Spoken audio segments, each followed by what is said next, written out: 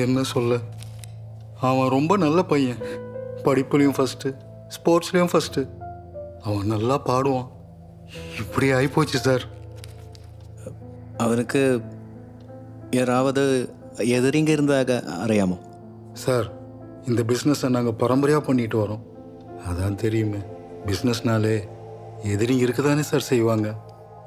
இங்கே யாராவது அந்த மெடிசின் சம்பந்தப்பட்ட டாக்டர் இருக்காங்களா? அசோகனுக்கு ஒரு கசின் பொண்ணு இங்கேருந்து தான் കോയമ്പത്തൂർ മെഡിക്കൽ കോളേജിൽ പഠിച്ചിട്ട് இருந்தா. നവീൻ, സജീവൻ രണ്ടുപേരും അശോകന് മുമ്പ് കൊല്ലപ്പെട്ട ചെറുപ്പക്കാരാ. ഇവരാരെങ്കിലും നിങ്ങൾക്ക് പരിചയമുണ്ടോ? അല്ലെന്നാ ഇവങ്ങളുമായിട്ട് ബന്ധപ്പെട്ട யாரையாவது உங்களுக்கு தெரியுமா? சார், என் பையன் கேரளாவில் பிஸ்னஸ் ஆரம்பித்த போது ஒரு 2 தடவை அங்கே போயிருக்கேனே தவிர யாருமே எனக்கு தெரியாது சார்.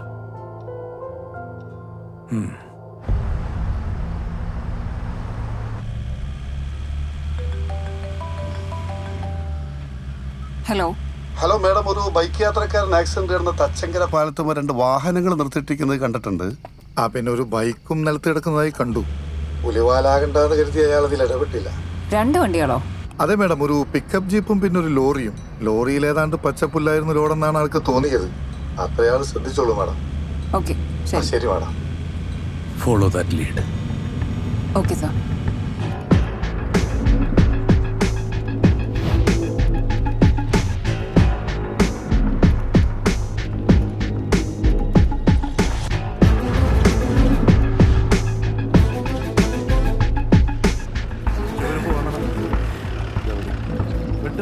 ഇതിലാരടാ ശിവൻകുട്ടി?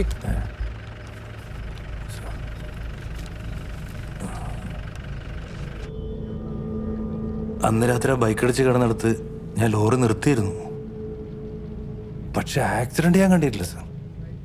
പിന്നെ ശിവൻകുട്ടി എന്താ കണ്ടത്? സാർ അത് പിന്നെ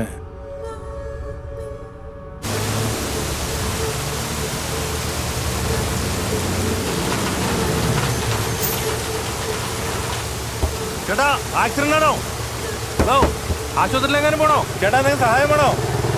ഹലോ, ഏയ്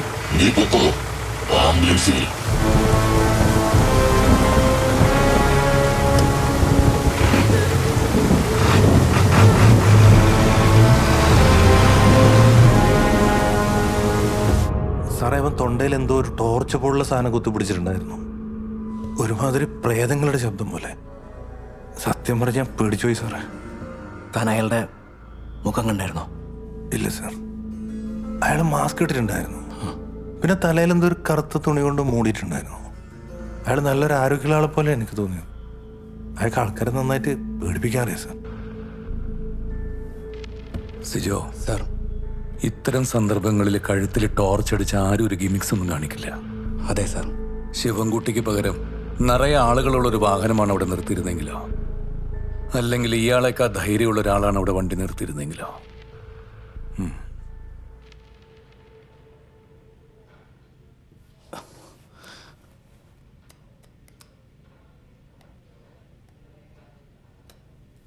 ശിവൻകുട്ടി, ഓ, താൻ കണ്ട ടോർച്ച് ഇതാണോ?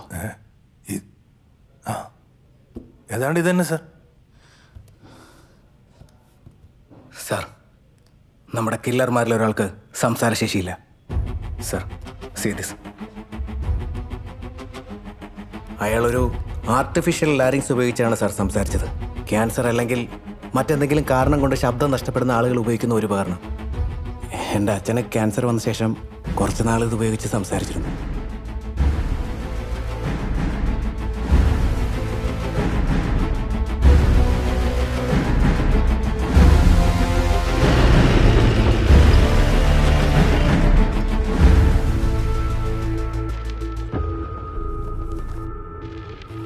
നിങ്ങൾ അന്വേഷിക്കുന്ന ഇതുപോലൊരു ഡിവൈസ് ആണോ? സാർ, ഇത് തന്നെയാണ് സാധനം. ആക്ച്വലി സംസാരശേഷി നഷ്ടപ്പെട്ടവർക്ക് ഇതുപോലൊരു ഉപകരണം ഉപയോഗിച്ച് കുറച്ചൊക്കെ സംസാരിക്കാൻ കഴിയും. പിന്നെ എത്ര ശതമാനം സംസാരശേഷി പോയി എന്നതിനെ ആശ്രയിച്ചിരിക്കും പുറത്തേക്ക് വരുന്ന ശബ്ദത്തിന്റെ സ്വഭാവം.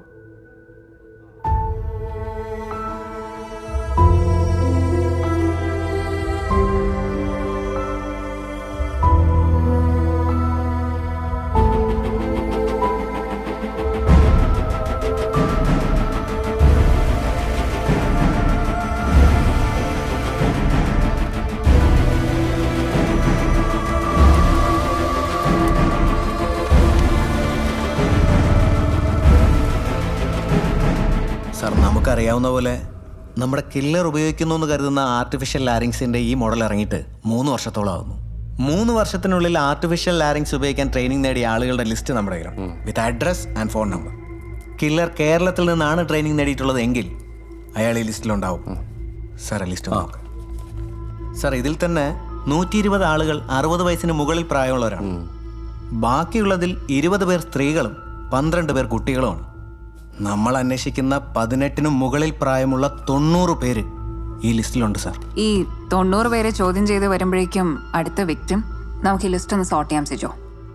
Anwar Shadath Thangassery Kollam, Robin Varghese Thiruvananthapuram, Jagadish Ponnurunni, Krishnadas PS Kannankara, Sabarina Krishnadas PS. Previous page. Krishnadas Kannankara. Sir, Kannankara. Sir, Ambalappad കണ്ണങ്കരയുടെ അടുത്ത പ്രദേശമാണ് സർ. അമ്പലപ്പാട്. അശോക് സെൽവരാജിന്റെ ഹോട്ടലിൽ കൊടുത്ത അക്കൗണ്ട് നമ്പറുകാരൻ അജേഷിന്റെ നാട്. Good. Thank you sir. Sir, ഈ അഡ്രസ്സിൽ ഫോട്ടോ ഇല്ല. Doesn't matter. 90 പേരിൽ നമ്മൾ അന്വേഷിക്കുന്ന ആദ്യത്തെ ആൾ ഇയാളാവട്ടെ. കൃഷ്ണദാസ് PS, തടത്തിൽ വീട്, Kannankara post.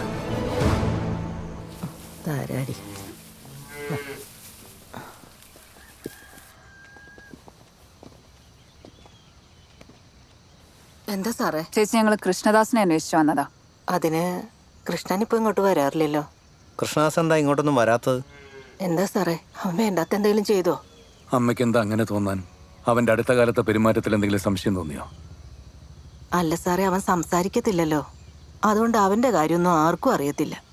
Krishnadas artificial larynx ഉപയോഗിക്കുന്നുണ്ടല്ലേ? 3-4 വർഷമായിട്ട് ഉപയോഗിക്കുന്നുണ്ട്. എന്താ സാറേ? കൃഷ്ണദാസിന്റെ ശബ്ദം നഷ്ടപ്പെട്ടത് എങ്ങനെയാ? എൻ്റെ മോൻ്റെ ശബ്ദത്തിനൊരു കുഴപ്പമില്ലായിരുന്നു സാറേ. അവൻ നന്നായിട്ട് പാട്ടൊക്കെ പാടുമായിരുന്നു. സ്കൂളിലെ യുവജനോത്സവത്തിലൊക്കെ അവൻ 1ാം സ്ഥാനമായിരുന്നു. എല്ലാവരും പറഞ്ഞിരുന്നത് അവൻ വലുതാവുമ്പോൾ യേശുദാസിനെ പോലെ വലിയ പാട്ടുകാരനാവുന്ന.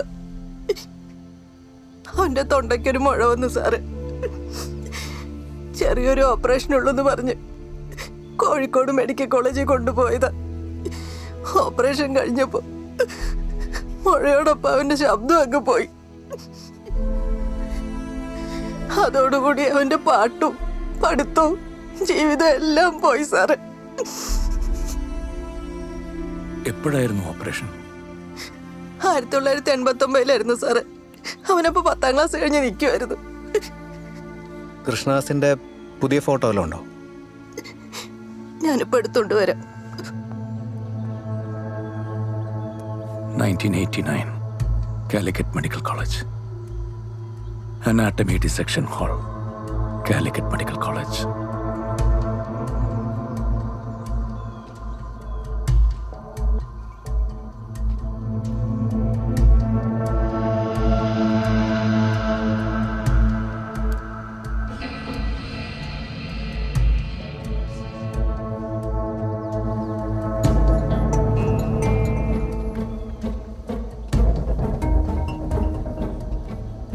സർ, ഇയാളാണ് നമ്മൾ ഉദ്ദേശിക്കുന്ന ആളെങ്കിൽ. സാറേ,